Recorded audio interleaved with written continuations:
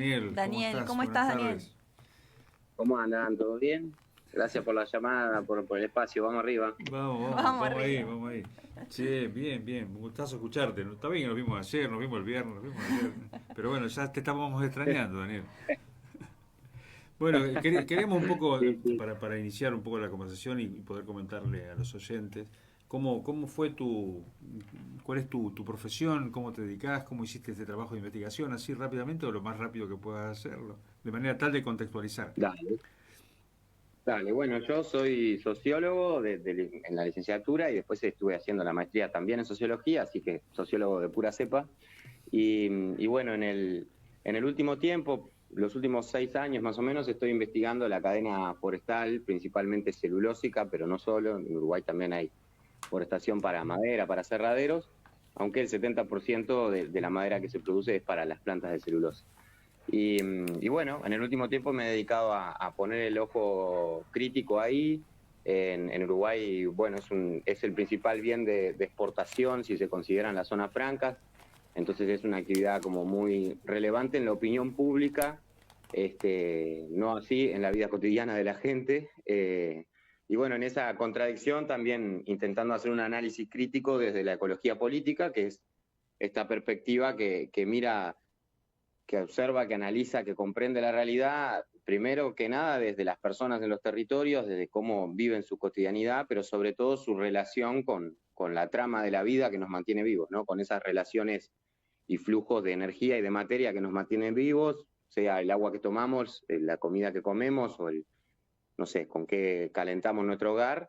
Pero bueno, que esas relaciones no son azarosas, digamos, sino que están metidas en el medio de relaciones de poder, que definen también los modelos productivos, que definen los sistemas políticos, etcétera. Entonces, mirar nuestra relación con la naturaleza o nuestra relación con la vida, aunque somos parte de esa naturaleza, desde la crítica a esas relaciones de poder y bueno, y ver qué consecuencias tienen esas formas de relacionarnos con la vida, que bueno, en este caso lo que vemos es que como la mayoría de los modelos productivos basados en la extracción de recursos naturales o la extracción de generación de valor, de riqueza, de capital a partir de la explotación de la naturaleza, lo que sucede es que hay unos pocos acumulando riqueza, ¿no? Acumulando renta y viviendo bien, y una amplia mayoría padeciendo las consecuencias tóxicas de ese modelo, digamos, desde la degradación del suelo, la disminución de la capacidad de las cuencas, o sea, la falta de agua, y un montón de consecuencias más sobre el cuerpo por el uso de los plaguicidas o agrotóxicos. Entonces, un poco por ahí fue la tesis de maestría que estuve haciendo de 2023 hasta este año, y bueno, que la defendí recientemente, aprobé, por eso ahora soy magíster, y eso es un Bien. poco lo que estuve compartiendo el viernes ahí en Paysandú. Sí, sí, bueno, pues felicitaciones por eso, al menos la felicitación pública ahora. Escúchame, Daniel, y, o sea, una de las cosas que te escuchamos decir es la complejidad que implica salir del sistema. O sea, porque hay como un círculo, un ciclo que se ha generado que es de muy difícil ruptura, ¿no? Por los procesos de inversión y Ujú. por los procesos de demanda que necesita la economía uruguaya en este caso para poder Ujú. sustentar el sistema. ¿M? Sí, bueno, ahí es como ya el final de la tesis, que es como esta interpretación más macroeconómica que es bastante compleja, pero que ahora la estamos demostrando con los datos del Banco Central, que es básicamente explicar este círculo vicioso que genera la inversión extranjera directa o esta continua necesidad desde los políticos, de los sucesivos gobiernos, no importa si son de derecha o progresistas, de estar buscando las inversiones extranjeras que supuestamente van a generar empleo. Bueno, eso, como demuestro en la tesis y cualquier otro cientista social puede ver con las estadísticas del Instituto Nacional de Estadística, si miramos la evolución del empleo en la cadena forestal, aunque se instalaron 3 plantas de celulosa que prometían entre 6.000 y 9.000 puestos de trabajo, esos puestos de trabajo nunca existieron, digamos, no ha crecido la cadena forestal en número de empleo. Entonces, la promesa de empleo no condice con lo que va pasando en la realidad, pero además hay un juego como de generar una ficción de estabilidad económica, que es básicamente que la inversión extranjera directa aumenta el PBI, pero el PBI es la parte de la economía que pasa por el mercado, o sea, la parte de la producción, de la vida cotidiana que pasa por el mercado. Eso no necesariamente habla de la vida cotidiana de la gente, porque gran parte de nuestra vida no pasa por el mercado, no es un sistema de compra-venta, digamos, de lo que hacemos para sobrevivir todos los días. Pero ese PBI que sube genera un buen ranqueo internacional de las ranqueadoras de riesgo, y eso permite pedir préstamos con bajos intereses. Entonces los gobiernos piden más préstamos para hacer inversiones en infraestructura que solicitan estas empresas para justamente extraer inmensos volúmenes de recursos de naturaleza, en este caso madera y celulosa. Esas inversiones tienen un efecto de anestesiar el conflicto sindical, porque calman al sindicato de la construcción y de la metalúrgica, que son de los sindicatos más pesados en Uruguay, más fuertes, digamos, con más capacidad de presión, y a la vez permite hacer políticas sociales para también calmar a los sectores más bajos, los desfavorecidos, los perdedores de este modelo, ¿no? Los eternos expulsados, excluidos, situación de calle, pobreza, etcétera, ¿no? Pero a su vez, este proceso de endeudarse para de alguna manera tapar con curitas la situación dura un tiempo, que es el shock de la construcción, de los primeros 3-4 años, mientras se construye la gran planta industrial, que en este caso es la planta de celulosa, pero podríamos hablar de la planta de hidrógeno verde, es lo mismo, mientras se construye esa infraestructura, como fue el tren para UPM, pero luego de ese boom, que dura 3-4 años, viene el envío de remesas, o sea, la empresa empieza a enviar a su casa matriz millones de dólares, en este caso más de 250 millones de dólares por año tienen de ganancia neta, y eso genera un desbalance en la balanza comercial del Uruguay, porque es millones de dólares que desaparecen del país, y bueno, y eso genera un agujero en la economía que es suplido con una nueva inversión extranjera directa, ¿no? Entonces ahí se cierra el círculo y está continuamente haciéndose ese círculo que da como una ficción de estabilidad por unos pocos años, pero va profundizando la deuda en el mediano y en el largo plazo. Y eso no es más que la misma relación colonial que vivimos como Latinoamérica desde la conquista, ¿no? Desde 1492. Justo ayer fue 12 de octubre. Y este círculo vicioso no es más que una nueva forma en la que se reactualiza ese lugar que nos imponen las grandes metrópolis, los grandes centros de poder, que hoy son básicamente China, Estados Unidos y Europa, que una y otra vez nos vuelven a poner en ese lugar de ser el basurero y a su vez la fuente de materias primas baratas y de trabajo barato, bueno, a costa de nuestras condiciones de vida y en este caso de un endeudamiento cada vez mayor, porque encima los préstamos nos lo dan ellos, o sea que además de que utilizan nuestras tierras como basurero y como fuente de recursos, lucran con el endeudamiento que ellos mismos nos van generando, ¿no? Entonces, es un sistema muy perverso, a la vez muy silenciado, porque los políticos nunca dicen esto, pero se basa en esa rosquita, podríamos decir, en ese círculo vicioso de corto plazo, que lo que va haciendo es ocultar el daño de largo plazo, que es que estos sistemas se basan en destruir la fertilidad del suelo y la calidad y la cantidad del agua, que son los principales fuentes de vida, ¿no? Que podríamos llamar de riqueza, pero son las fuentes de vida, en definitiva, que tenemos, ¿no? Y que administradas de otra manera, gestionadas de manera comunitaria, con acceso directo a la tierra, pensada para el autosustento y la producción de alimentos, respondería mucho mejor a las necesidades de techo, comida y trabajo, ¿no? Básicamente, que es lo que estamos peleando todos con las condiciones cada vez más complejas. Pero no, este modelo es completamente lo contrario, ¿no? Concentra la tierra en pocas manos, concentra la riqueza cada vez en menos manos, tecnologiza cada vez más el sistema productivo, pero en base a una violencia química cada vez mayor, con el uso de agrotóxicos, muchos de ellos prohibidos en Europa, que se usan acá. Entonces, como modelo, digamos, es un serio problema que se va profundizando, pero políticamente es una gran herramienta para generar esta sensación de estabilidad económica, digamos. Sí, incluso el tema de que digamos, está todo este dispositivo de zonas francas, digamos, tampoco se recaudan impuestos, digamos, ¿no? Como que es un modelo donde ni siquiera, digamos, le retribuyen algo a la economía uruguaya. Y lo mismo vale para decir acá en Argentina, ¿no? Sí, de hecho es muy curioso, por ser amable, casi que diría que es una tomada de pelo, cuando las empresas hablan en sus informes de lo que hacen de aporte en impuestos, ponen los aportes de los trabajadores. Dice, bueno, gracias a esta empresa se va a aportar tantos millones de dólares en aportes de los trabajadores a la seguridad social. Pero eso es el aporte del trabajador como su propio sistema de seguridad social, que en Uruguay la mitad es solidario y la otra mitad es ahorro individual. Entonces, es irrisorio, como ellos no pueden hablar de los aportes que hacen como empresa, porque están exonerados de todos los impuestos en su industria, o están en zona franca, entonces hablan de los aportes que hacen los trabajadores, pero se los apropian ellos, ¿no? Son continuos juegos discursivos que hacen, y en el caso de Uruguay, para las plantas de celulosa, solo para las primeras dos, sin tomar en cuenta UPM2, que duplicaría la cifra, estamos hablando de que no se recaudan 200 millones de dólares por año entre las dos plantas de celulosa y la forestación. Eso es un tercio de toda la Universidad de la República.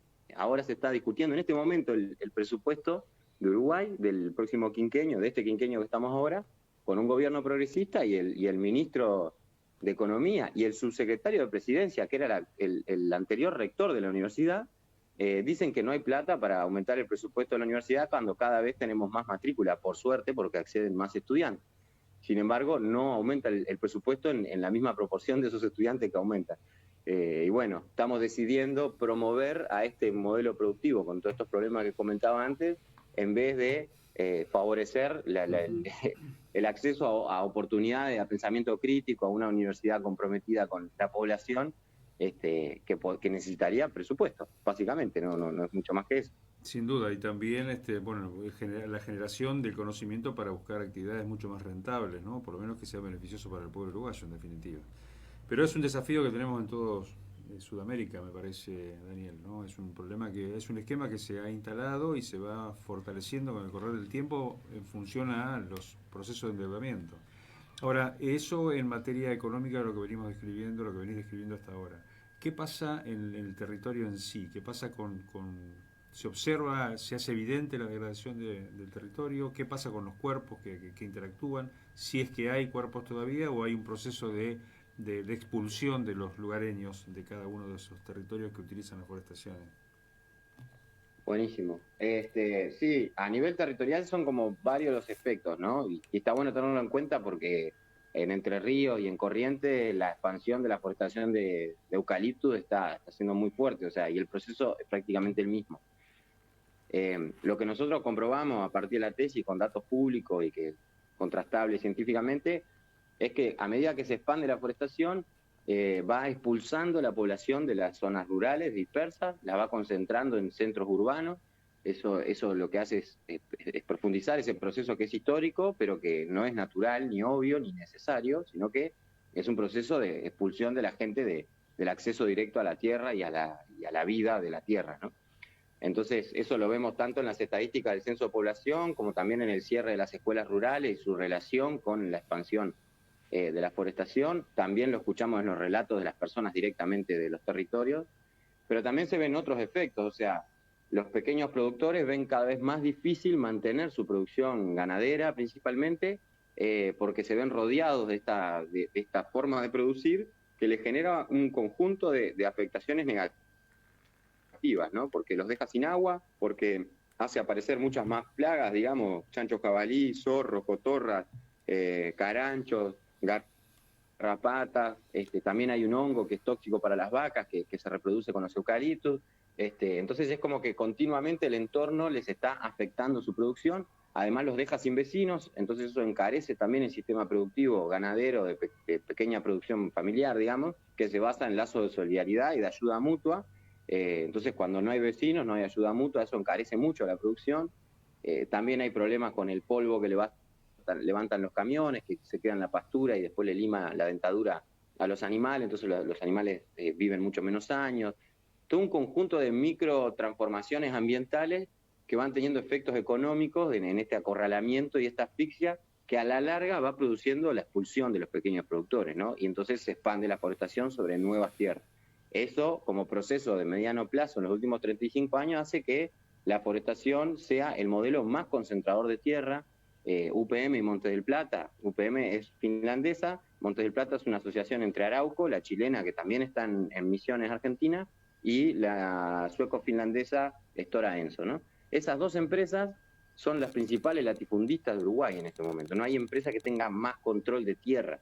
Entonces, es un modelo que justamente lo que está haciendo es expulsar a la gente y concentrar a la tierra, y a su vez, a partir de los relatos de las propias personas, pero también de un conjunto de investigaciones científicas independientes de las empresas, de Facultad de Ciencias de la Universidad de la República, pero también otras en asociación con las empresas, demuestran el daño ambiental, la acidificación, la compactación del suelo, la erosión, o sea, la pérdida de fertilidad de los suelos, la pérdida de materia orgánica y de carbono, ¿no? Una degradación de la pastura natural, que es nuestro principal ecosistema, pero además la disminución de la capacidad de las cuencas entre un 20 y un 50%, que eso se refleja en los momentos de sequía, secándose pozos y cachimbas que nunca se secaban, bueno, ahora se pasan a secar. Después una pérdida de biodiversidad que también está constatada científicamente, alteración del sistema inmunológico de las abejas, un conjunto de daños ambientales que están verificados, digamos, científicamente, que cada vez hay más registros además, pero además de eso lo podemos ver también esos daños en las multas, ¿no? Estas empresas tienen como práctica sistemática incumplir la normativa ambiental uruguaya, que es muy flexible, pero incluso así la incumplen, y después pagar las multas, porque las multas son irrisorias al lado del volumen de ganancia que tienen. Entonces, yendo a los registros del Ministerio de Ambiente, vemos que el grupo de UPM tiene 59 multas por incumplimiento de la normativa y el grupo Monte del Plata tiene 24, y en 10 años, ¿no? 11 años. Entonces, claramente no son accidentes concretos, sino que son sistemáticos incumplimientos que hacen a la práctica empresarial, que luego después ellos lavan la cara verde con un conjunto de acciones de responsabilidad social empresarial y apoyo a las escuelas rurales, pero que es como el típico, digamos, modelo de control territorial de las multinacionales, digamos, es como el McDonald's, pero del campo, digamos, por decirlo de una manera muy tosca. Tal cual. Funcionan en esa lógica, digamos. Un proceso de seducción implementan. Y Daniel, para ir finalizando, una síntesis. Para nosotros veníamos conversando ayer cuando viajábamos para Colón de vuelta de Paysandú, que lo importante, lo interesante, lo conmovedor que fue el encuentro de semillas de ayer. ¿Cómo es tu mirada? ¿Cómo lo viste vos?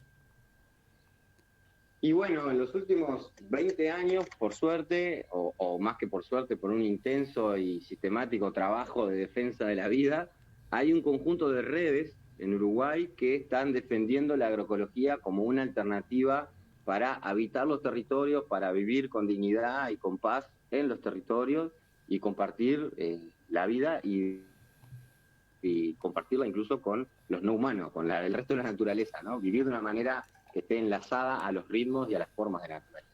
Eso está haciendo la práctica y el trabajo sistemático de la red de grupos de mujeres rurales, de la red de agroecología del Uruguay, de la red de huertas comunitarias y en el último tiempo con mucha fuerza la red de semillas nativas y criollas, que arrancó como un sistema de intercambio y de cuidado de la red de las semillas nativas y criollas, porque ven muy amenazada por el avance de la soja transgénica y del maíz transgénico, y el paquete tóxico que viene con eso.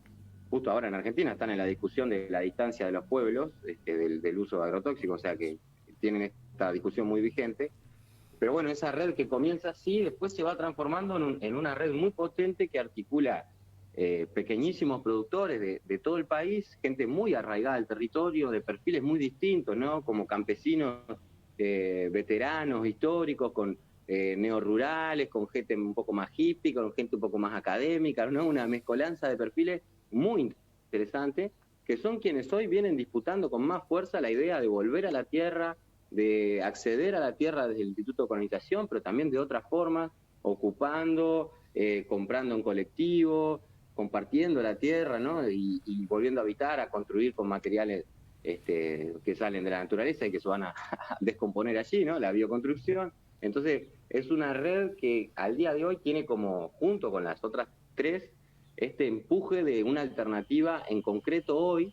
Están haciendo el futuro hoy, estos compas, pero además no solo hacen el futuro hoy viviendo en sus predios y produciendo alimentos sanos, sin químicos, compartiéndolos, sino que además están luchando y resistiendo para que cambie la realidad más allá de sus predios, ¿no? Y eso me parece como una conexión muy importante que los movimientos sociales y las organizaciones vamos dando de a poco, digamos, y quienes acompañamos eso desde la universidad también, que es entender que la resistencia y la autonomía, o sea, tanto la lucha por una forma de vida más justa y más amorosa con el mundo, ¿no? Como enfrentar, por ejemplo, H&F, la de hidrógeno verde, va junto y a la vez con construir hoy la forma de vida que queremos, ¿no? Resistencia y autonomía son juntas, porque de hecho son complementarias y nos dan energía. O sea, si yo, como hace un rato estaba en la huerta agroecológica de mi casa, que es una casa, un terreno compartido con otros, eso me revitaliza para también salir después a pelear contra este modelo forestal que está intoxicando a vecinas en la otra parte del país. Entonces hay algo ahí de complemento incluso emocional que es muy importante entre estas dos cosas, y que la red de semillas la mantiene muy, muy clara y evidente. De hecho, ayer comenzamos la charla de defensa de los territorios con una rosca bastante, digamos, como confrontativa y de resistencia y de señalar todos los conflictos que hay ambientales en el Uruguay, y terminamos cantando y agitando de mantener la milpa y compartir la semilla y cuidar el monte nativo, ¿no? Esa conexión, digamos, entre cuidar la vida y denunciar el horror, la muerte, la injusticia, ¿no? Que yo creo que si logramos conectar esas dos puntas, estamos, no sé, avanzamos un montón de casilleros, digamos. Sí, tal cual, tal cual.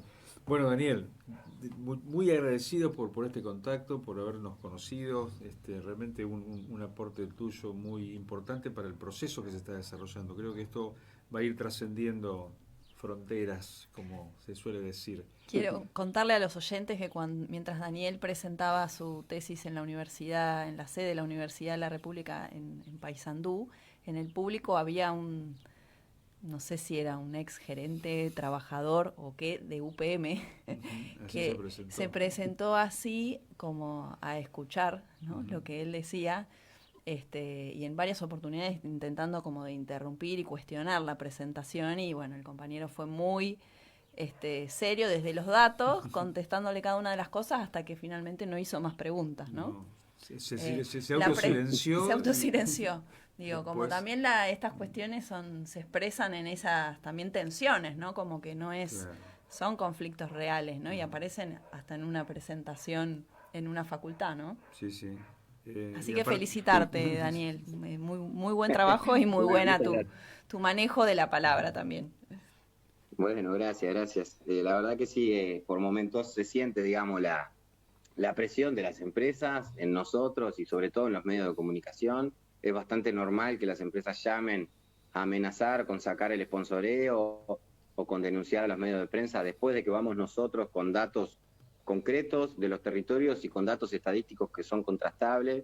Evidentemente las empresas tienen un sistema de persecución y de ocultamiento de la información.